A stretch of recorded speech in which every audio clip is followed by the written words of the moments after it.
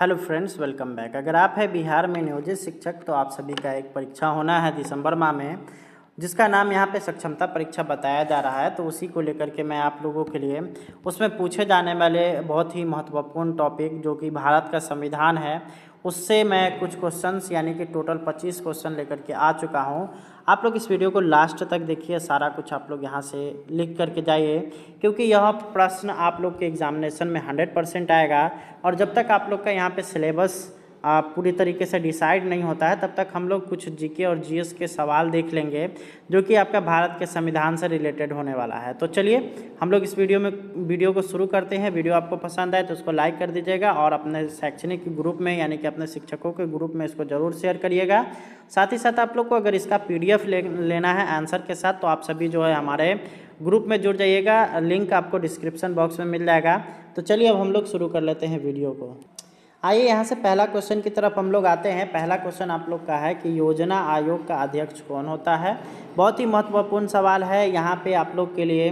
पहला है option A है प्रधानमंत्री, ऑप्शन नंबर बी है राष्ट्रपति, ऑप्शन नंबर सी है उपराष्ट्रपति और ऑप्शन नंबर डी है गृह मंत्री। तो इसका जो बिल्कुल सही आंसर हो जाएगा वो हो जाएगा आपका ऑप्शन नंबर ए यानी कि प्रधानमंत्री। तो योजना आयोग के अध्यक्ष होते हैं प्रधानमंत्री। ठीक है, नेक्स्ट दूसरा नंबर हम लोग सवाल देखेंगे। तो किसी भी विधेयक को धन विधेयक होने का अंतिम निर्णय कौन देता है। ऑप्शन नंबर ए है प्रधानमंत्री, ऑप्शन नंबर बी है लोकसभा अध्यक्ष, ऑप्शन नंबर सी है वित्त मंत्री और ऑप्शन नंबर डी है वित्त सचिव। तो यहाँ पे देखिएगा धन विधेयक होने का अंतिम निर्णय कौन देगा। तो इसका जो सही आंसर हो जाएगा वो होगा आपका ऑप्शन नंबर बी।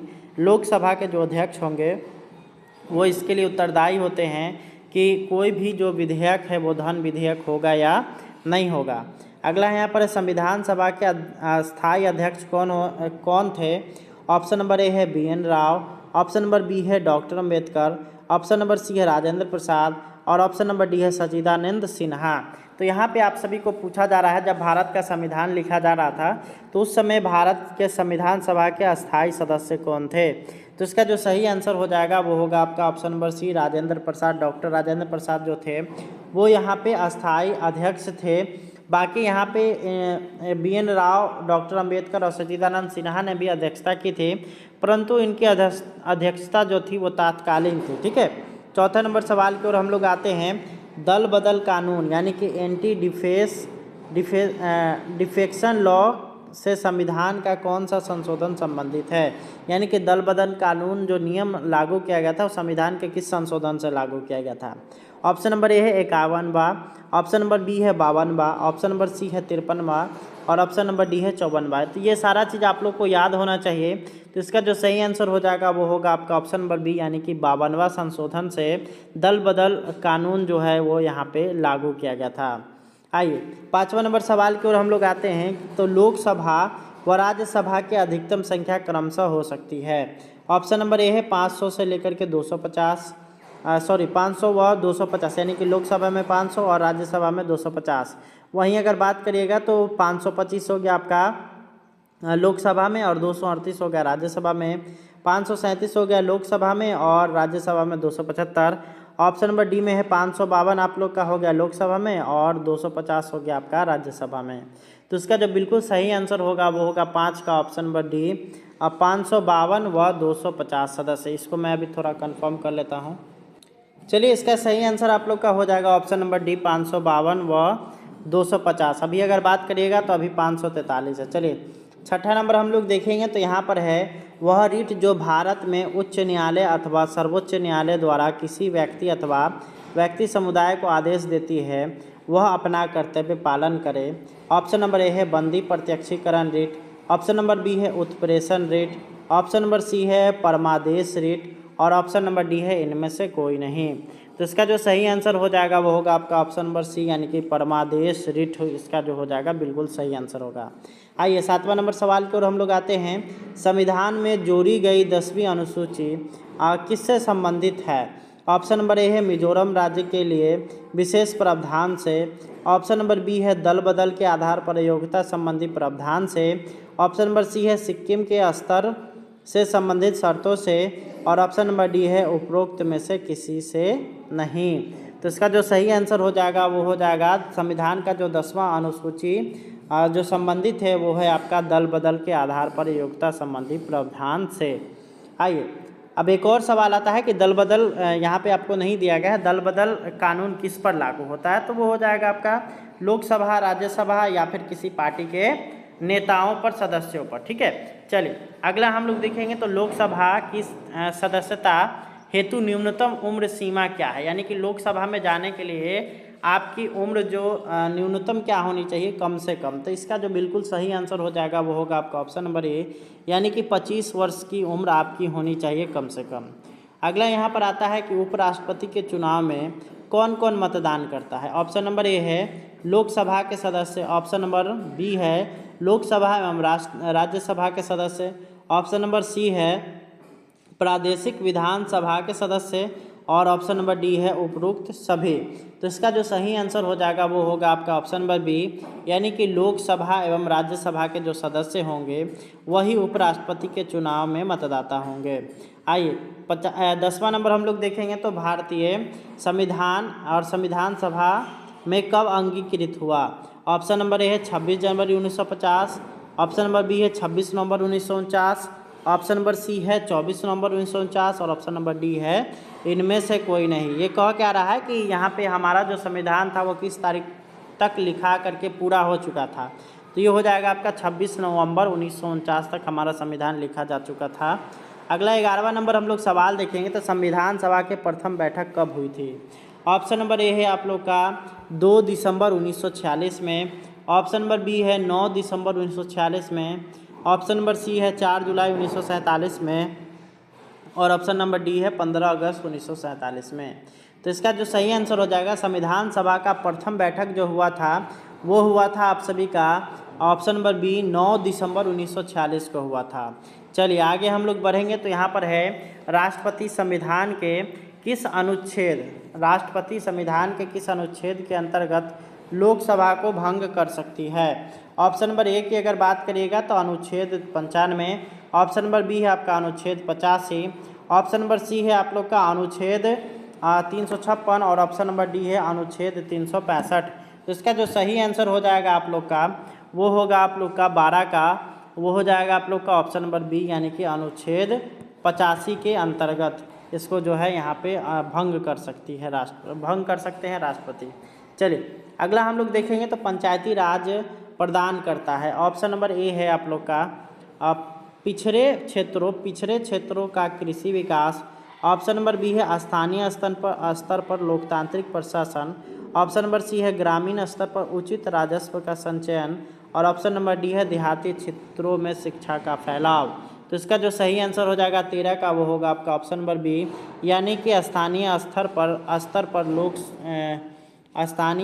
पर लोकतांत्रिक प्रशासन यहाँ पे इसका बिल्कुल करेक्ट आंसर हो जाएगा।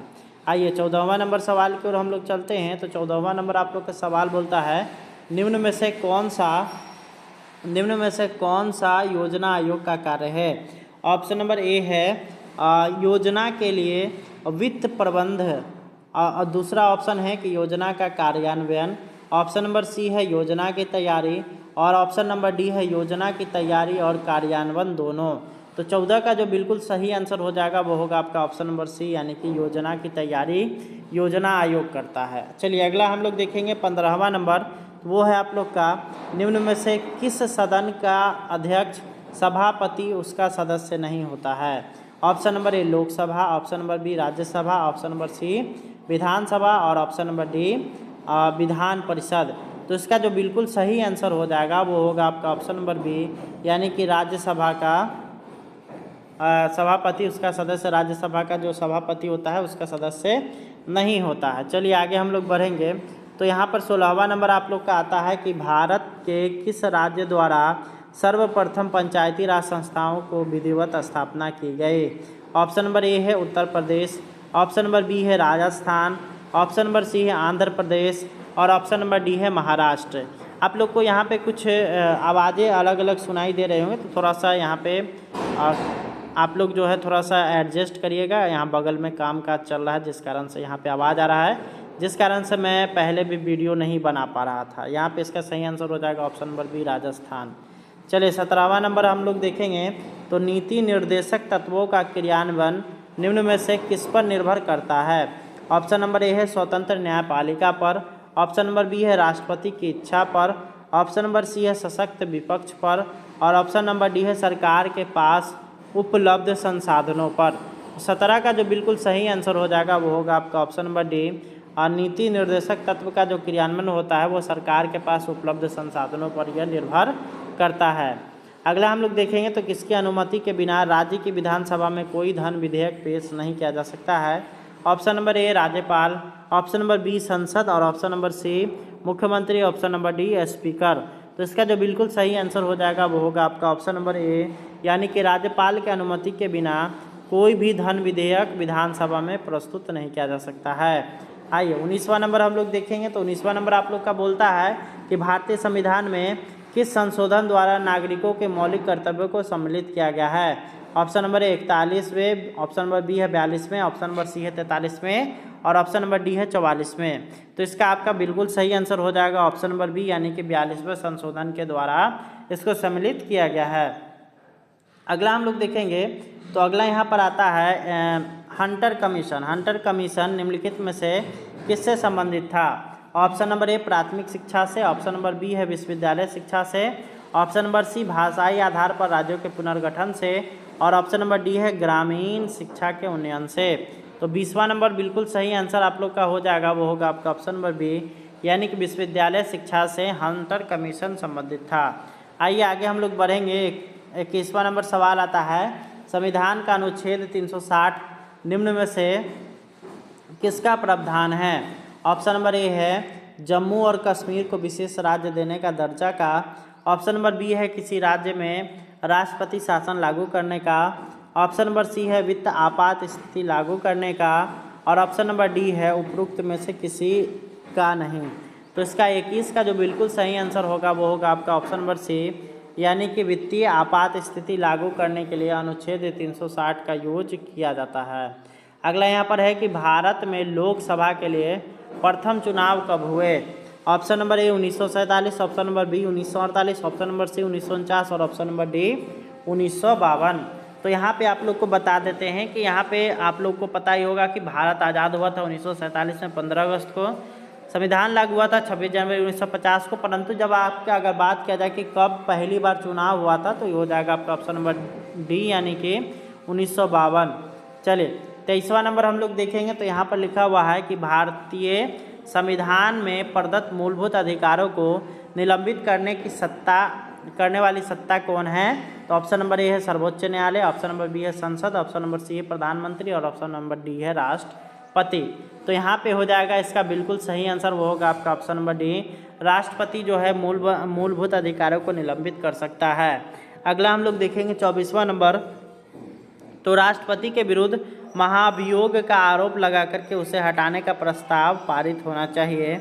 ऑप्शन नंबर ए है राज्यसभा द्वारा 2/3 बहुमत, ऑप्शन नंबर सी है लोकसभा द्वारा 2/3 बहुमत, ऑप्शन नंबर सी है लोकसभा के अध्यक्ष व राज्यसभा के सभापति के निर्णायक मत, और ऑप्शन नंबर डी है संसद के जांच करने वाले सदन के 2/3 बहुत द्वारा। तो इसका बिल्कुल सही आंसर हो जाएगा 24 का ऑप्शन नंबर डी, संसद के जांच करने वाले सदन के 2/3 द्वारा इसका जो होना चाहिए। ठीक है, 25वां नंबर हम लोग देखेंगे तो 25वां नंबर आप लोग का है कि भारत के राष्ट्रपति का निर्वाचन निर्वाचक मंडल द्वारा होता है, जिसमें होते हैं।